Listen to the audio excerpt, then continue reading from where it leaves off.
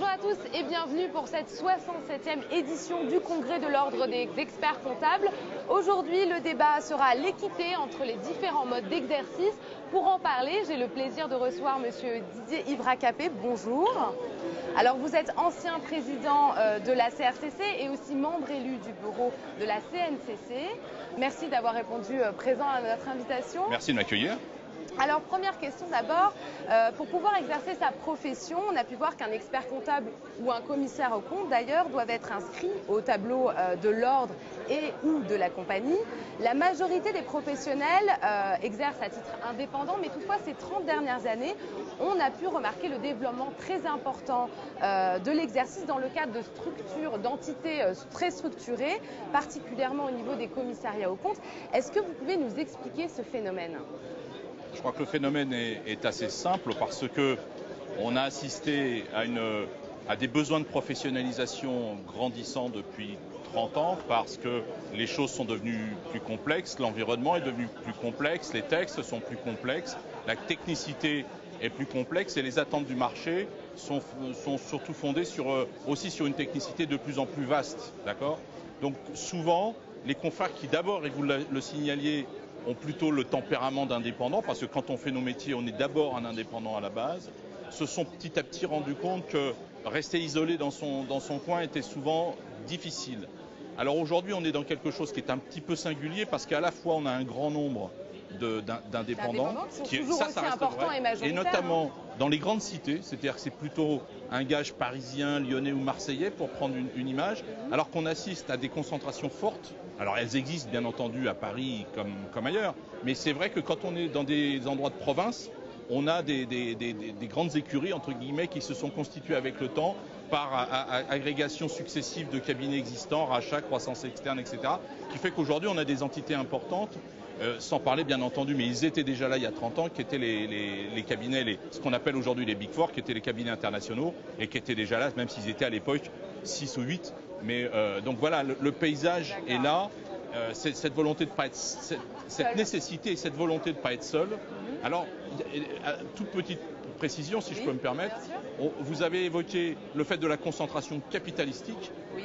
Il faut aussi dire qu'il y a un grand mouvement, on va dire, de concentration sous forme de réseaux non capitalistiques, c'est-à-dire ce qu'on va appeler des réseaux techniques, c'est-à-dire des cabinets qui adhèrent à un réseau, c'est le cas de France Défi, de Russe, Fidunion, etc., et qui mettent en commun des pratiques et des méthodes qui appartiennent à ce réseau, mais qui ne sont pas liés capitalistiquement. Ce qui est une autre forme. Certaine indépendance, absolument. Mais on est quand même en solidarité avec les indépendants s'y retrouvent beaucoup là-dedans, parce qu'à la fois, ils restent juridiquement indépendants, mais en même temps, ils participent à un jeu commun qui est très profitable et très enrichissant à tout point de vue, j'imagine. Et donc voilà, il ne faut pas perdre de vue ces deux éléments. Très bien. Autre problématique, ce sont le développement de l'exercice sous forme associative qui semble poser problème dans la profession.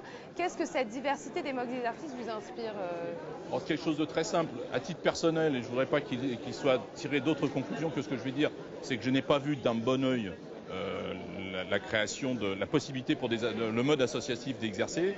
Le pays, grand amateur d'économie mixte, a souhaité, dans notre partie d'activité, permettre cette éclosion-là. C'est le cas, donc maintenant il faut le prendre tel que c'est, les respecter.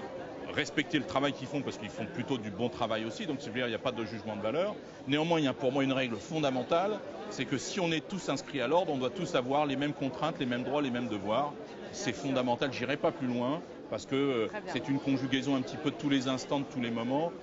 Je sais que le président Giorgetti a beaucoup travaillé à ce genre de choses, et ça c'est fondamental. J'irai pas plus loin dans le propos. Très bien. Alors justement, ECF, dans son programme, pointe du doigt un manque d'équité entre ces différents modes d'exercice. Est-ce que vous pouvez nous en dire plus justement ? Le manque d'équité, j'allais dire, est un petit peu inhérent à tout marché d'une certaine manière. C'est-à-dire que le petit qui est tout seul, ou celui qui est avec 5 associés et 10 salariés, ou celui où il y a 500 associés et 6000 salariés, ne dispose pas de la même puissance de feu. Alors, c'est une inéquité, je dirais, pratiquement inévitable et naturelle d'une certaine manière. Donc on ne va pas revenir là-dessus. Alors après, normalement, on a des ciments autour de la profession qui sont l'éthique, la déontologie et des règles que tout le monde devrait être censé respecter. Et l'important est là. parce que nous, ce que l'on va combattre à ECF, c'est le fait que la déontologie, l'institution ne joue pas son rôle pour justement faire ce pourquoi elle est là, tenir une sorte d'équilibre, d'accord, pour que ces inéquités naturelles, si je peux m'exprimer ainsi, ne s'expriment pas trop violemment dans un marché qui est un marché à part. C'est un marché d'une profession réglementée. On n'est pas dans le commerce de cacahuètes ou de lingerie fine. On est dans quelque chose qui est précis, qui est réglementé. Et donc, par conséquent, les règles du jeu ne sont pas tout à fait les mêmes. Et donc, le rôle de l'institution est celui-là, d'essayer de gommer un petit peu ces sources d'inéquité. Ce serait un vaste sujet, on pourrait y passer bien plus de temps, mais on va se cantonner à cela si vous le voulez bien. Une autre actualité importante, c'est une actualité européenne cette fois-ci en matière d'audit, qui est dominée par la question du livret vert. Dans un pré-rapport du député conservateur britannique Sajid Karim, publié par le Parlement européen le 5 septembre, il est question de supprimer le co-commissariat. Et qui est une exception française, il faut le rappeler. Pourquoi êtes-vous finalement à ECF si attaché à la défense de ce co-commissariat? Alors je voudrais déjà dire que ce n'est pas seulement ECF, je pense pouvoir dire aujourd'hui qu'il y a une grande partie de la profession en France qui défend l'exercice du co-commissariat. Pourquoi? Alors, il y a deux visions. La vision de l'extérieur qui dit ça fait un peu ringard, en fait c'est corporatiste. Non, c'est pas corporatiste. Quand on veut garder une qualité sur un marché, il faut qu'il y ait un nombre d'acteurs suffisant pour pouvoir répondre. Parce que sinon, demain, s'il reste 3, 4, 5, 6 acteurs sur un marché, eh bien ce marché sera mort. C'est-à-dire la prestation qui sera donnée n'aura plus aucun sens. Et ce qui est la problématique d'ailleurs, c'est que les grands de cette profession ne voient pas à quel point ils se tirent des balles dans le pied en étant aussi opposés au co-commissariat. Donc pour nous, le co-commissariat est le moyen de garantir l'existence d'une offre sérieuse et pérenne face à un marché, au-delà des 4, 5, 6 grandes unités et écuries de la profession, et qui permettent aussi donc de garantir donc une qualité dans l'approche, parce qu'il y a un truc tout simple à dire, c'est que deux paires d'yeux valent mieux qu'une, surtout si ces deux paires d'yeux réellement indépendantes vis-à-vis du dossier en question. Donc voilà, là encore c'est un grand sujet, mais c'est fondamentalement là que prend naissance notre position. Bien entendu, on défend les intérêts de la profession, mais on défend à la fois les intérêts de la profession et un intérêt transverse qui est la sécurité financière de l'économie, dans lesquels nous pensons que nous avons un grand rôle à jouer. Et pas seulement sur les groupes les plus importants, sur une plage la plus large possible de grandes entreprises et de PME. Très bien. Dernière question très rapidement. Dans quelle mesure la création du département des petites entités au sein de la compagnie des commissaires aux comptes permettrait-elle justement de garantir un peu mieux cette équité réclamée?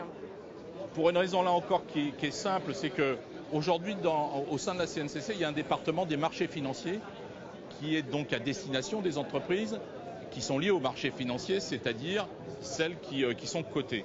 Donc on a bien sanctuarisé d'une certaine manière et sacralisé presque, je dirais, une partie du marché. La question est de se dire, mais pourquoi, si on tient et si on défend la volonté qu'il y ait un commissariat aux comptes pour autre chose que ces entités-là, eh bien il faut donc, et donc que le commissariat aux comptes a une utilité macro-sociale et macroéconomique, il faut donc bien qu'il y ait une force à l'intérieur de la CNCC qui se fasse une sorte de contrepoids. Il ne s'agit pas d'être contre, il s'agit d'exister à côté d'eux. D'accord ? Et donc c'est un des éléments de l'équité, vous avez raison de le rappeler. Et donc le département PE, dont il faudrait discuter et débattre et négocier les conditions, parce que c'est pas simple, ça demanderait des textes, etc. Mais nous, ce que l'on voudrait, c'est que véritablement il y ait cette reconnaissance au sein de la CNCC. Elle est parfois implicite, mais elle n'est pas suffisamment explicite. Et voilà, la proposition, elle est fondée là-dessus. Très bien. Merci beaucoup, Monsieur Racapé, et à bientôt.